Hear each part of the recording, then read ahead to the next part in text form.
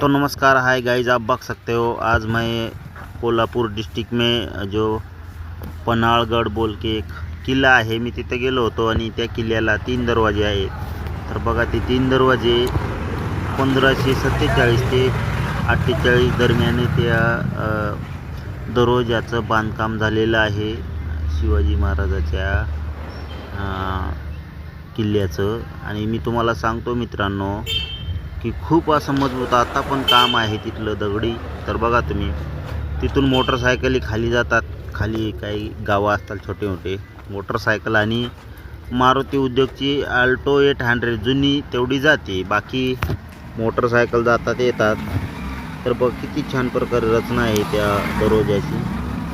का तर ते सांच्यापारी दरवाजे बंद झाल्यावर तुम्हाला सकाळीच ते उघडल्या जातं, ते असं काहीतरी पूर्वीचं म्हणणं आहे. बघा, 1547 ते 1548 दरम्यान हे बांधलेले पन्हाळगड किल्ल्यावरील हे 3 दरवाजे आहेत बघा. आणि त्याच्यात छान प्रकारे एक हौद आहे, जे की आत्ता पण आपल्याला एवढं लिटर पाणी कुठं भेटणार नाही. त्या हौदामध्ये मला पाणी बघायला भेटलं. आणि खूप असं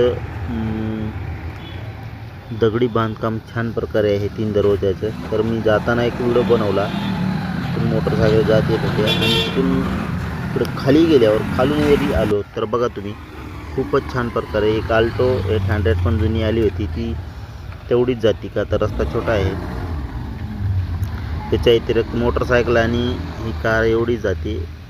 त्याच्या व्यतिरिक्त पायानं जाऊ शकता तुम्ही. तर बघा, नाली पण तुम्हाला दाखवली वरचं पाणी निघण्यासाठी.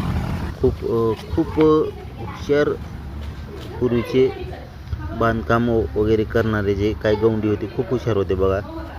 आणि नंतर अजून मधात आलो मी. तर बघा किती छान प्रकारे तुम्हाला बांधकाम दिसत आहे पन्हाळगड गडावरील 3 दरवाजाचं. बघा, खूप आकर्षित आहे. त्याच्यातच एक मधून एक रस्ता आहे जाला त्याला. आणि त्याच्यात तुम्ही बघू शकता हे हिर किंवा हौद आहे. पाणी इतकं नितळतं की बघायचं कामच नाही मित्रांनो.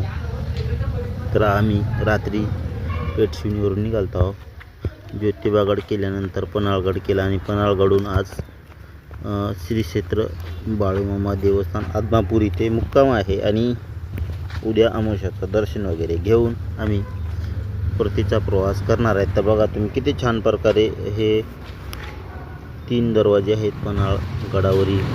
आणि आता सध्या टुरिस्ट बऱ्यापैकी येत आहेत. आणि का तर शैक्षणिक सहल वगैरे शाळेचा भरपूर येत आहेत, त्यामुळं गर्दी पण खूप अशी वाढत आहे बघा.